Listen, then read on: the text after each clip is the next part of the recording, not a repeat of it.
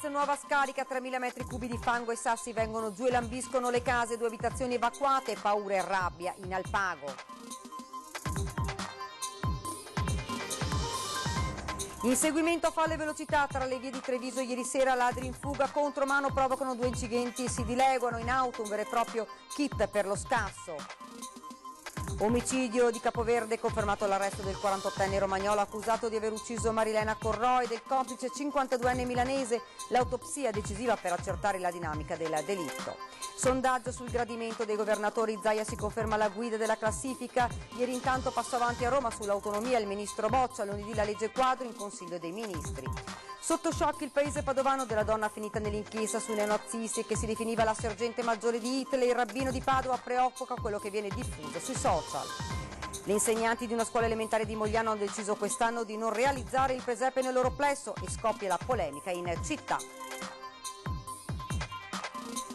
Controlli sui ticket, appalti e spese sanitarie firmati in regione, un protocollo con la Guardia di Finanza e in 2 anni accertati oltre 500 furbetti del ticket. Stamane in tutto il Veneto la nuova marcia per il clima, migliaia di studenti in corteo nei capoluoghi, inevitabili ripercussioni sul traffico delle città.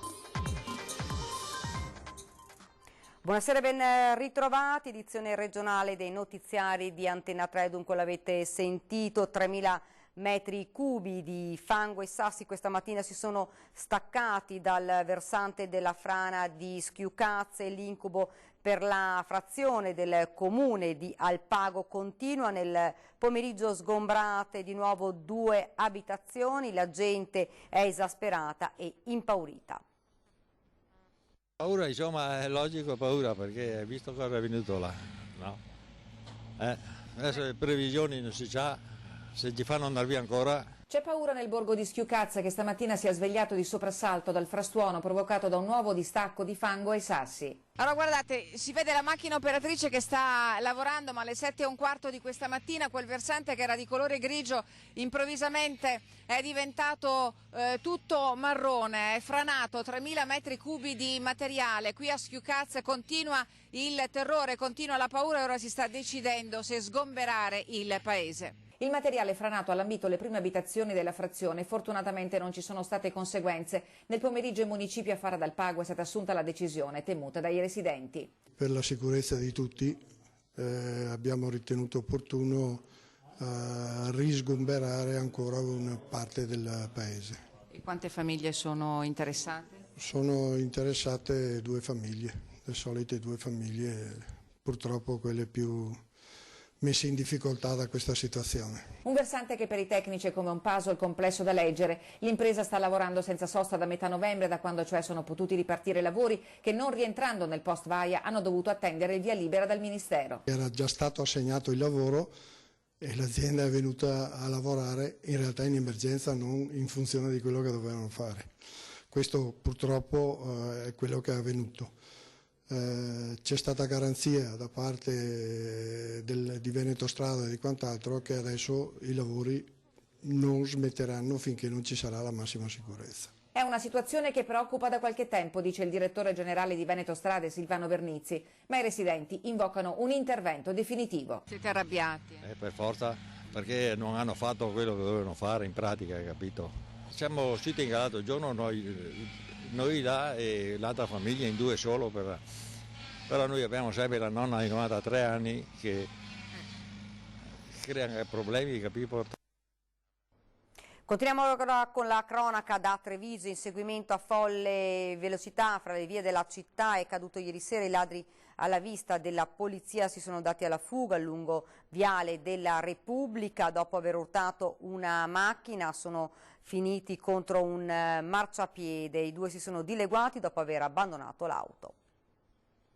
Tutto è iniziato in Viale della Repubblica, proprio sulla rotonda vicino alla questura. Gli agenti delle volanti hanno intercettato l'auto con 2 persone a bordo, hanno intimato loro di fermarsi azionando i dispositivi luminosi e acustici. L'automobilista ha così accostato a destra, ma quando gli agenti si sono avvicinati l'uomo ha messo in moto ed ha iniziato una fuga a folle velocità. I soggetti, scappando dall'inseguimento della volante, hanno imboccato contromano sia la rotonda stessa che la prima parte di Viale della Repubblica, andando anche a collidere con una macchina civile. La loro corsa si è fermata in via Bastia, dove probabilmente a seguito di una collisione con il marciapiede il veicolo è diventato inutilizzabile. Un inseguimento che richiama quello avvenuto a settembre, quando 3 giostrai, dopo aver messo a rischio l'incolumità di altri automobilisti, si erano schiantati contro un negozio di ortofrutta. Ieri sera, stessa modalità. I 2, forse albanesi, dopo essere andati contro un marciapiede, sono però riusciti a fuggire approfittando del buio. Dentro l'auto dei ladri è stato trovato tutto quello che poteva servire per mettere a segno furti in abitazione. Un passamontagna, dei guanti, cacciaviti e tutto il materiale che viene generalmente utilizzato per scassinare per esempio le serrature, oltre ovviamente alla presenza di un flessibile che è sintomatico della volontà ovviamente di delinquere da parte degli occupanti. La polizia ieri sera era impegnata in un'operazione ad alto impatto con un controllo straordinario del territorio a Treviso, nei comuni di Silea e Villorba, contro i fenomeni predatori. Ora aspetta la squadra mobile a dare un nome e un volto ai 2 ladri. L'auto, ora sotto sequestro, risulta intestata ad un prestanome, un indiano non residente in provincia di Treviso. È stato confermato dalla polizia giudiziaria di Capoverde l'arresto preventivo di Gianfranco Coppola, il presunto assassino di Marilena Corrò. Fermato anche un secondo italiano in attesa dell'autopsia a Borgo Cavour, dove la donna ha vissuto per una vita. I residenti chiedono chiarezza e giustizia.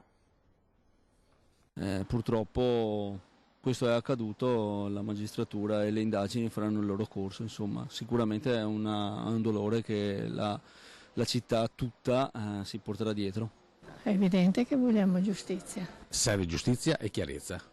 Giustizia e chiarezza di fronte alle notizie che arrivano da Capoverde. Questo chiede chi conosceva Marilena Corrò, per 15 anni titolare del B&B da Meghi di Borgo Cavour, prima di rilevare a Capoverde la piccola pensione del padre Luciano e trovare una fine atroce, prima massacrata di botte, poi gettata in una cisterna. In queste ore una prima parziale ammissione è arrivata dal romagnolo Gianfranco Coppola, il 48enne istruttore di kickboxing, fermato fin da subito dalla polizia capoverdiana. Coppola ha ammesso la colluttazione ma non l'intenzione di voler uccidere la donna, fermato anche un 52enne che sarebbe stato complice nel ripulire la scena del crimine.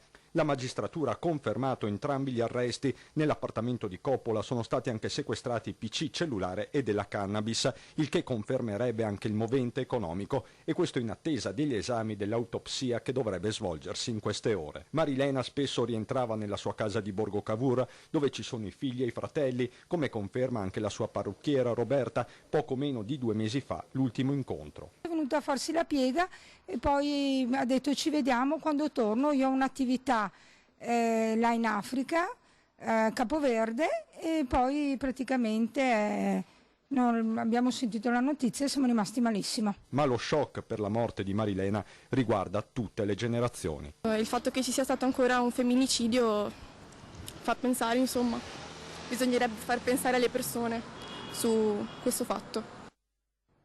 Ed ora parliamo di 'ndrangheta, blitz della Guardia di Finanza anche in Veneto, disarticolato clan dei Bellocco, arresti anche in Veneto.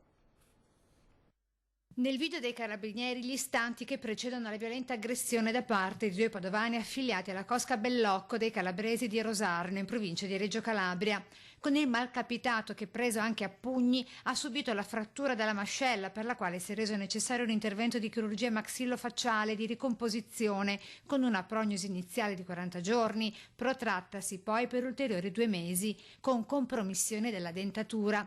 Fatti risalenti al 19 giugno dell'anno scorso, 9 gli arresti eseguiti anche in Veneto sul mandato della Procura distrettuale antimafia, con il blitz all'alba della Guardia di Finanza, con coinvolte anche la Lombardia e la Calabria, con un totale di 45 arresti. Tra gli arrestati appunto anche i padovani Fabio Campagnaro di 50 anni e Alberto Reale 43 anni, gravitanti nel mondo dei reati fiscali e finanziari, che venivano assoldati dal clan dei calabresi dietro pagamento di un importo iniziale di 3.000 euro. Arrestati anche altri 2 veneti, Roberto Bortolotto, 58 anni, per detenzione illegale di un'arma da fuoco, la stessa con cui è stato minacciato di morte l'aggredito. Manette e polsi anche per Gianluca Vendrasco, 40 anni, della provincia di Treviso, per traffico illecito di rifiuti. Sono sempre più convinto della bontà della strada tracciata, l'ha dichiarato il ministro Boccia all'indomani dell'incontro romano sull'autonomia. Intanto il governatore Zaia continua a mantenere alto l'indice di gradimento nelle classifiche. Lunedì porterò la legge quadro sull'autonomia in Consiglio dei Ministri. L'ha annunciato il ministro degli affari regionali Francesco Boccia dopo l'approvazione dell'accordo nella conferenza Stato-Regioni tenutosi a Roma con i vari governatori, tra cui il presidente Zaia. L'intesa potrebbe dunque essere i primi mesi del 2020. Le tempistiche che dà il ministro sono di gennaio-febbraio, quindi all'inizio dell'anno. Penso che sia verosimile che si possa assolutamente firmare un'intesa. Le ricordo che noi abbiamo presentato la nostra bozza d'intesa ancora mesi fa, è una bozza di 68 articoli, per cui non c'è neanche da far fatica per scriverla. Zaia si chiede anche dove siano finiti ora gli esponenti pentastellati. Quando c'era il ministro Stefani, povera, che si è data veramente un grande da fare e ha attivato tutti i tavoli tecnici, ricordo che 3 volte al giorno c'erano 3 uscite differenti per parlare male dell'autonomia e del progetto di autonomia. Probabilmente hanno cambiato idea, folgorati sulla via di Damasco. Mentre sono in aumento le richieste da parte di molti altri presidenti di regione. E ormai potremmo dire che 17 regioni su 20 hanno avviato il processo di autonomia o ce l'hanno già come le 5 regioni autonome. Questo è la dimostrazione che non è assolutamente la secessione del nord, la secessione dei ricchi o altre boiate che ho sentito dire, visto e considerato che sono regioni del sud che chiedono autonomia. E a proposito di governatori, Zaia continua a risultare tra i più apprezzati con un punteggio pari a 66. Questo è il successo del lavoro della mia squadra, nel senso che siamo una squadra compatta, un grande giunta, grande consiglio e i risultati sono sotto gli occhi di tutti. Ringrazio i cittadini e questa, se dà soddisfazione dall'altro, ovviamente ci impone ancora più responsabilità e ben venga, lavoreremo pancia a terra come al solito. Ed ora ci spostiamo invece nel Padovano all'indomani dell'inchiesta Ombre Nere che ha portato alla luce una rete di filonazisti in tutta Italia. Siamo andati a Curtarolo, nell'Alta Padovana, dove viveva una 48enne che si faceva chiamare la sergente maggiore di Hitler. A casa la donna non c'è, ma in paese non si parla d'altro. Si definisce una fan di Hitler, non crede all'olocausto, nei campi di concentramento c'erano piscine, non le camere a gas. Lo pensa e lo scriveva sul social network russo VKontakte la 48enne Antonella Pavina di Curtarolo, finita nell'inchiesta Ombre Nere che ha smantellato una rete di militanti di estrema destra che volevano costituire un nuovo partito nazista. In casa sua i poliziotti della Digos hanno trovato bandiere con simboli del nazismo e del sedicente Partito Nazionalsocialista Italiano dei Lavoratori e poi adesivi con svastiche, effigi del Führer e del Duce e insulti al deputato PD Emanuele Fiano. La donna respinge le accuse, dice di non aver fatto male a nessuno, ma le sue frasi scritte sui social trasudano violenza. In paese a Curtarolo, dove vive, non si parla d'altro. La piccola comunità dell'Alta Padovana è sconvolta. È pericolosissimo, sì, perché mio zio è stato a Dachau e gli avevano già tolto i vestiti ed erano pronti a mandarlo sulle camere a gas. Purtroppo bisogna stare molto attenti con queste situazioni perché si rischia di offendere persone, si rischia di interpretare una realtà che al momento non va bene. Fuori di testa, non è che sia una cosa non si può neanche descrivere. Solo che è una persona che non sa cosa fare. Per me si mostra. Una doppia vita quella di Antonella Pavini, impiegata e mamma per tutti, che diventava però nel tempo libero la sergente maggiore di Hitler e odiava gli ebrei. Volevo dire che per noi la signora non riusciamo a credere che sia veramente così, perché è tranquilla, non ha mai dato segni. Siamo tutti sconvolti e siamo tristi anche per questo, perché non ci aspettavamo una cosa così nel nostro piccolo comune. La 48enne, indagata per terrorismo e apologia del fascismo, secondo le indagini avrebbe avuto un ruolo di reclutamento e propaganda all'interno del gruppo neonazista. Il rabbino capo di Padova commenta l'operazione Ombre Nere, la verità storica, dice, non deve essere messa in dubbio. Mettere ancora oggi in discussione la veridicità della Shoah, dell'Olocausto, o ridurlo o minimizzarlo o negarlo sono cose che non debbono assolutamente essere veicolate in nessun modo e che appena si viene a scoprire che qualcuno agisce in questa maniera ci deve essere un'azione globale e contraria. Il rabbino capo di Padova, all'indomani dell'operazione Ombre Nere che ha coinvolto anche il padovano, individua nei social network un pericoloso veicolo di diffusione di falsità storiche. La verità storica non deve essere messa in dubbio e il web, soprattutto i social, sono un facile palcoscenico per chi, celato dietro una tastiera, tenta di seminare odio e razzismo diffondendo teorie false. Per il rabbino non può non essere preso in considerazione anche l'ambiente sociale in cui gravitano e si formano questi personaggi, convinti sostenitori del negazionismo. Il terreno è quello proprio dell'ignoranza, della non conoscenza e della scarsa capacità critica. Sono elementi che concorrono a far sì che le persone possano essere indottrinate su qualsiasi cosa che non rispecchi poi la verità. A preoccupare però non sono solo le persone che sfogano sui social l'odio xenofobo. Il problema serio, a mio avviso, è quello se questi indottrinamenti verso queste false storie non siano pilotati da un movimento che sfrutta queste persone. Le insegnanti di una scuola elementare di Mogliano hanno deciso per quest'anno di non realizzare il presepe nel loro plesso, una scelta che fa già discutere.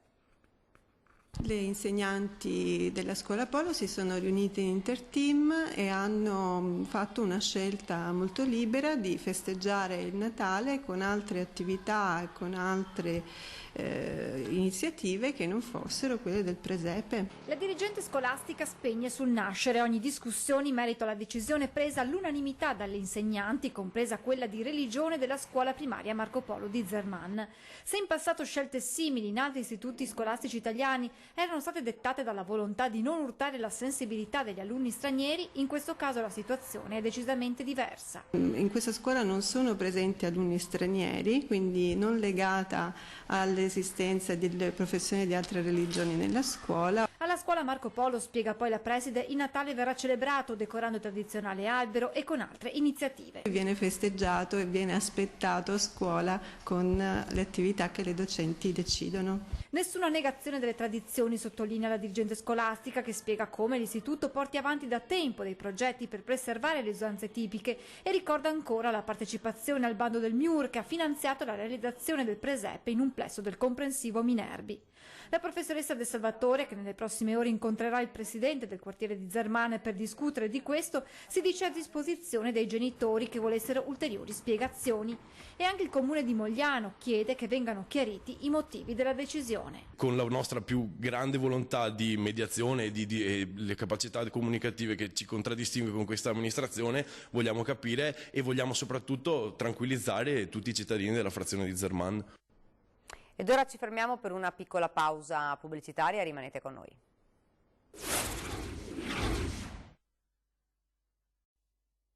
Rieccoci nuovamente in studio con l'edizione regionale dei nostri notiziari, siglato questa mattina a Palazzo Balbi, un protocollo tra Regione e Guardia di Finanza in materia di sanità. Sentiamo nel dettaglio di che cosa si tratta. Elevare il livello di legalità in questa regione. È l'obiettivo del protocollo d'intesa tra la Regione Veneto e la Guardia di Finanza regionale, siglato a Palazzo Balbi col governatore Zaia, per la verifica corretta degli appalti, dei ticket e delle attività professionali in materia di sanità. Quando la Regione dovesse ritenere al termine delle sue procedure amministrative, che chiusura di un appalto in materia sanitaria, intervento chirurgico nei confronti di un soggetto che dice di avere il ticket, prima si opera, dopodiché laddove esistono dubbi viene investita la Guardia di Finanza che nell'ambito delle sue prerogative controlla che il soggetto aveva titolo e quindi tutto si è svolto secondo legalità. Quindi partirà comunque tutto dalla Regione comunque? Assolutamente sì, la Guardia di Finanza è un organo di polizia che fa prevenzione e repressione. La repressione in questo caso avverrà solamente quando la Regione ci comunicherà qualcosa. Questo ovviamente fatto salvi i casi in cui noi autonomamente non sappiamo che ci sono situazioni strane e quindi procediamo autonomamente. Da gennaio 2018 a fine novembre 2019 i finanziari hanno controllato 800 posizioni, 750 per i ticket, 50 per spesa sanitaria varia, 600 dei quali risultati irregolari con la conseguente denuncia di 560 persone. La frode accertata è di 4.100 euro, i sequestri complessivi sono stati per 200.000. Quarto sciopero globale per il clima, anche gli studenti manifestano a Vicenza. Il Friday for Future, un corteo ha attraversato la città bloccando il centro fin dalle prime ore del mattino. Oggi non solo siamo riusciti a identificare e a sanzionare tutti i nemici che compongono questo sistema inquinante, oggi siamo riusciti ad occupare, a bloccare l'intero nucleo cittadino. È evidente la soddisfazione degli organizzatori per essere riusciti a schierare circa 2000 ragazzi, facendo sì che anche Vicenza aderisse al nuovo Global Strike for Future, la manifestazione nata dalla protesta pacifica della studentessa svedese Greta Thunberg contro lo scarso impegno della politica sui cambiamenti climatici. Dalla Malesia al Veneto, al Bangladesh, all'America, ci sta coinvolgendo tutti e noi come giovani siamo stanchi perché abbiamo ancora una lunga vita davanti. Non ci rimane altro che bloccare e invertire la rotta effettivamente. E visto che le istituzioni, chi di dovere non lo fa, siamo costretti a farli noi dal basso. Siamo qui per manifestare pacificamente, infatti nessuno ha fatto male a nessuno e senza posizioni partitiche. Da tutta la provincia sono giunti gli studenti che si sono dati appuntamento in stazione alle 9 e dopo aver attraversato il centro storico sono giunti al centro direzionale dell'Enel, ritenuta simbolicamente corresponsabile dell'inquinamento da combustibili fossili. Attenzione! 4 tematiche principalmente: la critica alle grandi opere inutili, la critica alla deforestazione in Amazzonia e la fast fashion, la critica all'eccessiva cementificazione nella città e la critica all'estrazione di carbon fossile. Domani sera, grande richiesta, vi riproporremo alle 21:15 il documentario L'Apocalisse di Venezia, racconto dei giorni che hanno messo in ginocchio Venezia con l'acqua alta record, in primo piano nelle nostre edizioni straordinarie che vi hanno aggiornato ora dopo ora su quanto stava accadendo non solo nel capoluogo lagunare. Dopo i grandi ascolti di sabato scorso ci avete chiesto di rivederlo, appuntamento dunque sabato alle 21:15. Siamo quasi in chiusura, vi ricordo questa sera 20:10, ospite del direttore Luigi Bacialli sarà il politologo Paolo Feltrin. E questa era la nostra ultima notizia, vi lascio alle previsioni del tempo, grazie davvero per averci seguito e buona serata.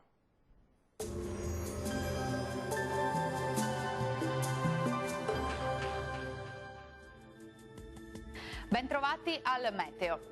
Il tempo si mantiene stabile sul nostro territorio, sarà un sabato all'insegna del sole prevalente. Vediamo la situazione nel dettaglio. Sul Veneto ampio soleggiamento con cielo al massimo poco nuvoloso, salvo per qualche foschia e nube bassa al mattino, specie sulle pianure meridionali e sulle aree costiere, ma in rapido dissolvimento. Vediamo anche le temperature, le minime saranno comprese tra -1 e 7 gradi, valori massimi sostanzialmente stazionari tra i 9 e i 12 gradi. Stessa situazione anche sul Friuli Venezia Giulia con tempo stabile, sarà infatti soleggiato salvo per innocui addensamenti, specie sui settori costieri della nostra regione. Temperature minime tra 4 e 8 gradi, massime sui 13 gradi. Poche novità sul Trentino Alto Adige, anche qui sarà il sole a prevalere come vediamo un po' su tutti i settori. Temperature minime intorno a -1 grado, massime tra 11 e 12 gradi. Bene, dal meteo di Antena 3 per ora è tutto, vi do appuntamento al prossimo aggiornamento, arrivederci.